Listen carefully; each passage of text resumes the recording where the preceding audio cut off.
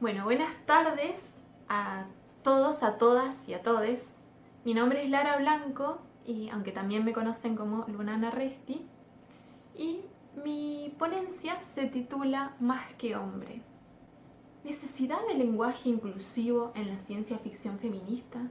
La semilla de este trabajo germinó mientras leía, naturalmente, ciencia ficción. Al enfrentarme a ciertas identidades extraterrestres con algunas particularidades, sentí un malestar conceptual, derivado de un uso conflictivo, al menos para mí, del lenguaje. Quiero aclarar que no hablo inglés y no leo inglés, así que me voy a centrar en las traducciones de obras que originalmente fueron escritas en inglés. Entonces, frente a este malestar, me nació el siguiente interrogante. ¿Es necesario un cambio estructural en las bases aparentemente sólidas o más sólidas del lenguaje, que en este caso serían gramaticales, ante casos de mala interpretación derivada de un lenguaje genéricamente binario? A priori, mi respuesta es sí. Sin embargo, añadiría un plus. Este cambio estructural podría llegar a la literatura, sobre todo a la literatura rupturista. También la respuesta parecería que sí. De hecho, sería el lugar idóneo para llevar a cabo estos cambios. Sin embargo, ya aquí entrarían en las tablas otras cuestiones que sería así muy interesante para futuros encuentros. Bien, entonces para empezar deberíamos hacer la pregunta fundamental. ¿Qué es el lenguaje? Y no es necesario que le hagamos esta pregunta multivac, sino que podemos recurrir a una entidad igual de poderosa: la Real Academia Española. Según el DRAE, el lenguaje es la facultad del ser humano de expresarse y comunicarse con los demás a través del sonido articulado o de otros sistemas de signos. También es un conjunto de señales que dan a entender algo. Sin embargo, debido a la naturaleza de mi trabajo, creo que debería ser otra pregunta. ¿Qué es el lenguaje inclusivo? Aquí RAE ya no me va a ayudar, al menos no como yo quiero. Para empezar, puedo definirla con mis palabras. El lenguaje inclusivo es la disidencia más visible ante la norma lingüística establecida. ¿Y por qué decide?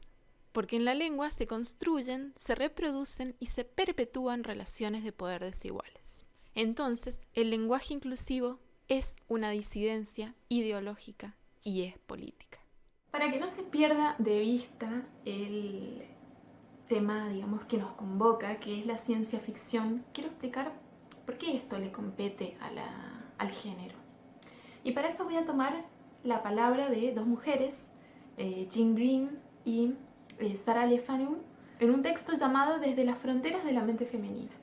Es indudable que, como género, la ciencia ficción constituye el ámbito ideal para verter las visiones especulativas del futuro, así como para analizar y explorar toda una serie de posibilidades políticas y personales. Proporciona además la oportunidad de imaginar a la mujer fuera de una cultura patriarcal, pudiéndose así determinar y cuestionar los componentes de esta. Bien, ahora brevemente quiero explicar de qué va todo esto del lenguaje inclusivo. No todos los sistemas idiomáticos humanos poseen género gramatical, pero sí, en la gran mayoría de los que sí poseen este rasgo gramatical, se da un grave problema de invisibilización de lo otro, lo que no es hombre, lo que no entra en la categoría de hombre. En el español, el género masculino es denominado como no marcado o inclusivo, lo cual me produce grandes dolores de cabeza. Es o nada, estamos hablando de los morfemas de la palabra, ¿verdad?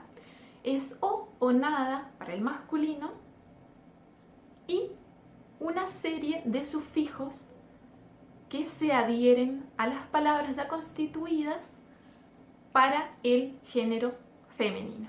Y ante esta idea de utilizar el masculino como neutro, como generalizador o como incluyente, yo siento un gran rechazo. Me parece que los argumentos a través de los cuales se sostiene esta idea son falacias ad verecundiam, es decir, de autoridad.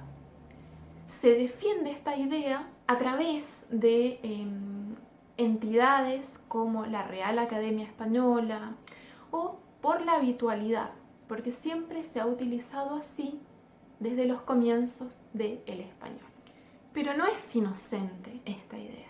La universalidad del género masculino como incluyente es así porque es universal el patriarcado. En las prácticas del lenguaje, el masculino nunca ha pretendido ser neutral. Y esto podemos constatarlo yendo hacia atrás, hacia la historia de nuestra especie.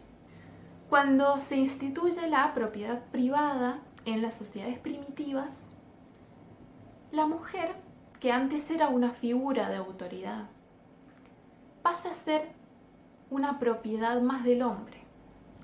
La dadora de vida, digamos que ahora va a ser la procreadora de hijos para el clan.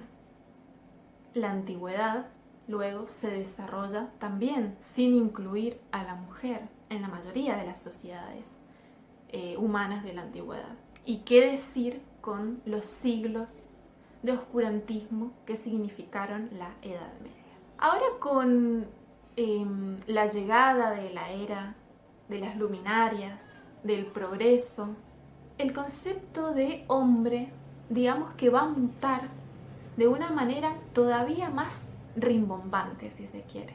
El hombre va a ser la medida de todas las cosas y va a ser incluso superior al Dios omnipotente. Es la época del antropocentrismo, del renacimiento, y no se puede pensar en el renacimiento sin que se venga a nuestra mente la imagen del hombre de Vitruvio de Leonardo da Vinci. Claro que podemos llegar a pensar que está hablando del hombre como especie, pero esto no es así. No se incluye a la mujer y no se incluye tampoco a todos los hombres. Estamos hablando del hombre varón blanco, occidental, ilustrado. Bien, ¿de dónde proviene el lenguaje inclusivo? Va a surgir alrededor de los 60 como parte del giro lingüístico en las ciencias sociales. Y también van a ser como una exigencia del feminismo por los problemas de ginopia que se dan en los sistemas idiomáticos, en los cuales se ven, digamos, involucradas. Claro que, si bien comienza como una lucha del feminismo, es también la época de las luchas por las identidades de género. Dicho todo esto, creo que es momento de acercarnos por fin a la ciencia ficción feminista. Surge también a mediados de los 60 como parte de una revolución dentro del género. Digamos que muchos y muchas escritoras van a divorciarse de las ideas que representaron la Edad de Oro y se van a volcar más hacia una literatura de ruptura. Van a proponer nuevas técnicas, nuevas temáticas, nuevas perspectivas. Por primera vez se van a explicitar y profundizar las críticas sociales, las críticas políticas, raciales, de género, etc. Es la época de visiones peligrosas en Estados Unidos con Harlan Ellison, donde vemos autores como Silverberg, Joanna Russ, Delany, Farmer, etc. Y es la época también de New Worlds en el Reino Unido con Michael Moorcock a la cabeza. Es en este caldo de cultivo donde muchas escritoras van a comenzar a tomar parte de la escritura.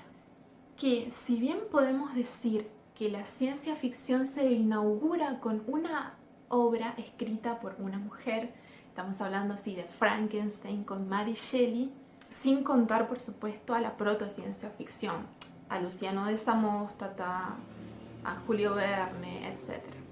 Pero podemos decir también que en esta obra inaugural no hay presencia de mujeres prácticamente. Entonces, por muchos años, la mujer va a quedar relegada como escritora y como lectora. Sin embargo, a nosotras, aunque se nos han negado muchas cosas, no siempre hemos hecho caso. Y muchas mujeres comenzaron a leer revistas pulp, a leer las grandes obras del género y van a empezar a escribir. Van a hacerlo para nosotras también y van a hacerlo muy bien.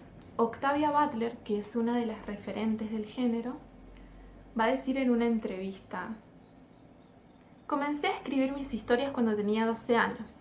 Estaba viendo una mala película de ciencia ficción titulada La diabólica chica de Marte y decidí que podía escribir una ficción mucho mejor. Apagué la televisión y lo intenté. Y he estado escribiendo ciencia ficción desde entonces. Pero antes de Octavia, nobleza obliga, tengo que hablar de una mujer muy importante dentro del género. Sí, estoy hablando de Ursula Le Guin, que va a ser la primera mujer que va a revolucionar significativamente el género. Esta escritora estadounidense, bastante inquieta, va a introducir casi de una manera natural cuestiones antropológicas al género. Uno de sus universos ficticios, que es el que está ligado a la ciencia ficción, que es el Ecumen, va a ser como una suerte de laboratorio, donde cada planeta va a desarrollar una especie de experimento social. El Ecumen es una federación galáctica donde los planetas entre sí interactúan de maneras bastante llamativas y particulares. Una de las novelas más importantes de este universo es La mano izquierda de la oscuridad, que es una de las obras en las cuales me voy a centrar.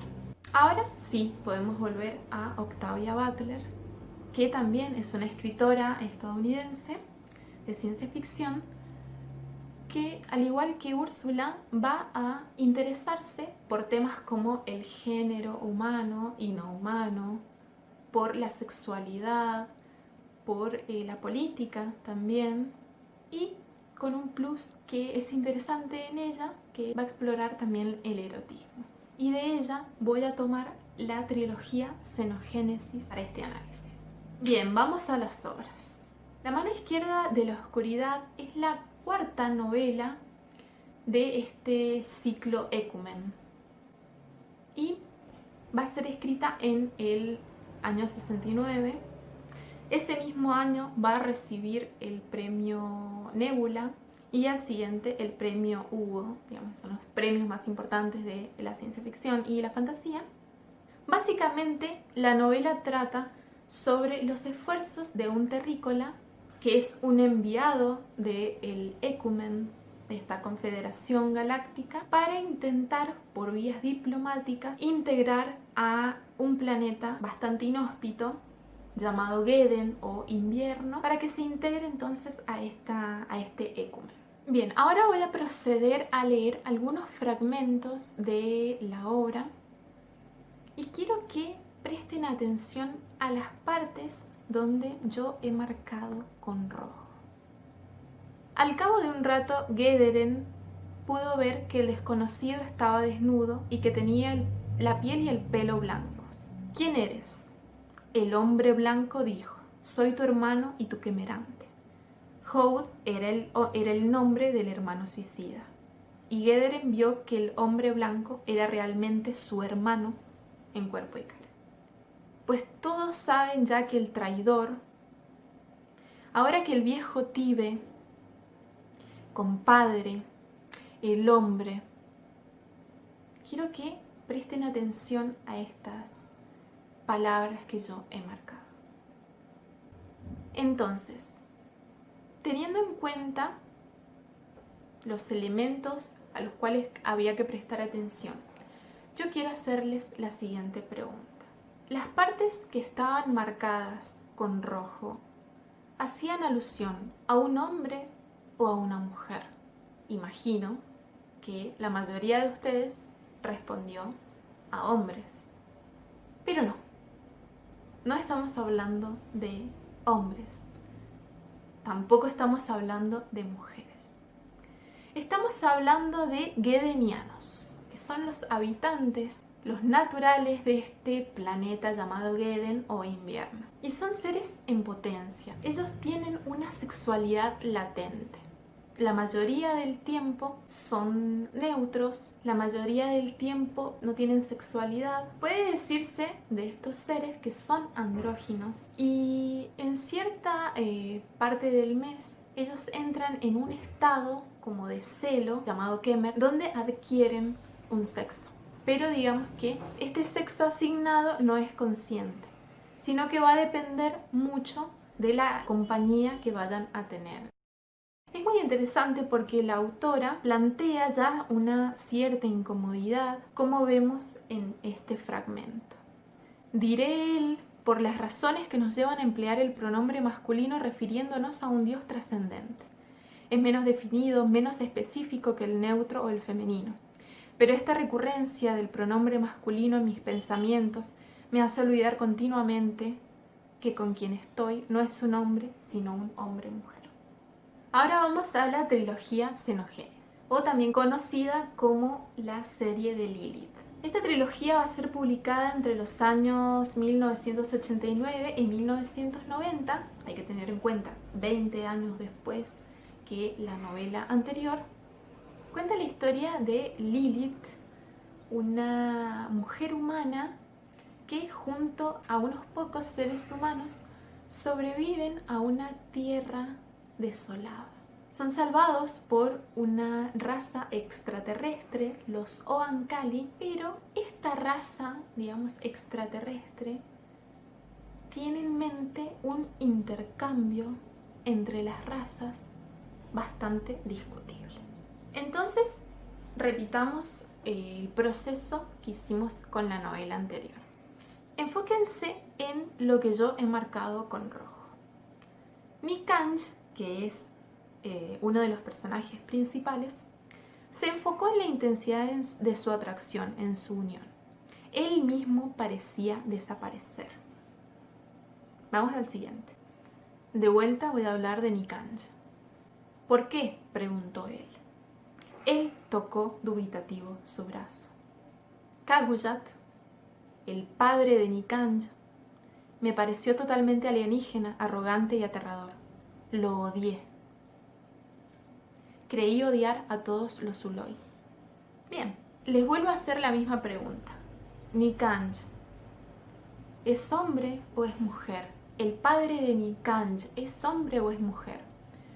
Naturalmente estoy hablando de hombres, de varones.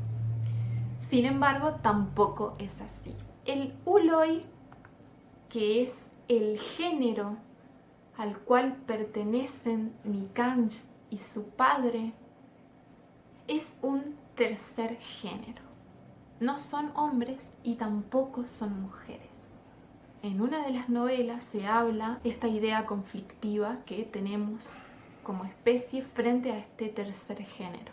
Nunca he perdido el hábito de pensar en los Uloi como machos o hembras. Ese, pensó Lilith, era un raro modo de pensar para alguien que había decidido pasar su vida entre los Oankali. Una especie de deliberada y persistente ignorancia.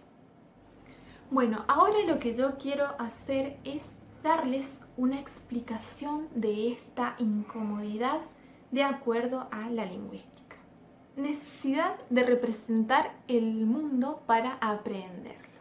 Charles Peirce, que fue entre varias cosas un científico experimental, un filósofo, un historiador de la ciencia, padre de la semiótica y fundador de la pragmática, va a decir, entre varias cosas muy interesantes, que no se puede llegar directamente al conocimiento del mundo, sino que mediatizamos ese conocimiento, ese contacto con la realidad a través de signos. Y estos signos tienen una naturaleza lingüística. Para Peirce, a diferencia de Ferdinand de Saussure, el signo va a ser triádico. Entonces, ¿cómo lo definió? Él dijo que un signo o representamen es algo que representa algo para alguien en algún aspecto. Se dirige a alguien, es decir, crea en la mente de esa persona un signo equivalente o quizás uno más desarrollado. A este signo creado yo lo llamo el interpretante del primer signo. El signo siempre está en lugar de algo, su objeto. Representa a ese objeto no en todos sus aspectos, sino parcialmente. Ahora grafiquemos esto. Pensemos en un caballo, ¿verdad? El objeto caballo va a ser el animal, digamos, que existe en la Tierra. Su interpretante va a ser la imagen mental que nos hagamos de ese objeto que es el caballo. Acá, como ven, hay un dibujo. Sin embargo, para una niña de 4 años puede ser un caballito de madera. Y el representamen del objeto caballo sería la palabra caballo. Bien, este proceso que hacemos mental no se va a dar separado por partes. No es que primero vamos a desgranar el interpretante, luego el representamen, no. Sino que todo esto es un proceso que se da simultáneamente. Y se le llama semiosis o proceso de inferencia. Y es importante destacar que el interpretante de un signo, la imagen mental que nos hacemos de un signo, refleja siempre los hábitos mentales de la persona que entra en contacto con el representante. Entonces yo hice mi propio signo triádico con el objeto Ulloy, este tercer género de la raza Oankali de la serie Xenogénesis de Octavia Butler. Como ven aquí, el objeto es el Ulloy. Es bastante cómica la ilustración, pero digamos que no hay imágenes oficiales de Ulloy, al menos por las redes. El interpretante del objeto Ulloy sería que no es hombre ni es mujer, ¿verdad? Es un tercer género. El representamen en todos los casos en rojo que yo marqué, en todos los fragmentos que yo extraje, hablaban de un varón. Tanto artículos como pronombres y nominativos, es decir, sustantivos y adjetivos, y pronombres hablaban del género masculino. Entonces, el representamen podemos decir que dentro de este proceso de semiosis o de este signo triádico entra en conflicto. Es decir, la semiosis es conflictiva. Bien, siendo fiel al espíritu de la ciencia ficción, el objetivo de este trabajo no ha sido dar respuestas acabadas respecto a este tema, sino que mi intención ha sido que tengamos una instancia de reflexión, de repensar las prácticas cotidianas del lenguaje y no tan cotidianas, de desentrañar un poco este fenómeno que más que gramatical sería un fenómeno retórico del lenguaje. ¿Para qué usamos el inclusivo? Para captar la atención de las personas, de nuestro auditorio, digamos. ¿Para qué? Para que pensemos en lo que hay detrás del lenguaje, de este género masculino como neutro, de la cultura patriarcal también, si se quiere. También me gustaría cerrar con una reflexión, esta vez de lingüista ruso Mikhail Bakhtin, que en su teoría del lenguaje plantea al signo lingüístico, es decir, a la palabra, a las prácticas del lenguaje, como expresiones ideológicas. Es decir, que son palabras las que utilizamos cargadas de ideología.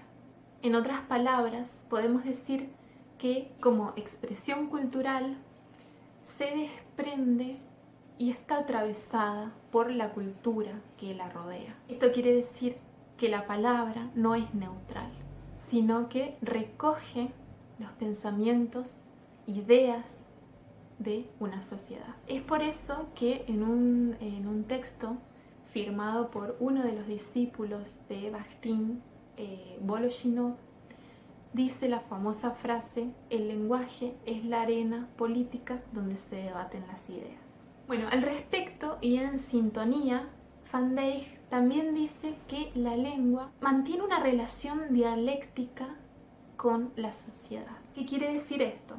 Que es un ida y vuelta. Nosotros modificamos a la lengua y la lengua nos modifica. Esto rompe un poco la idea del determinismo lingüístico.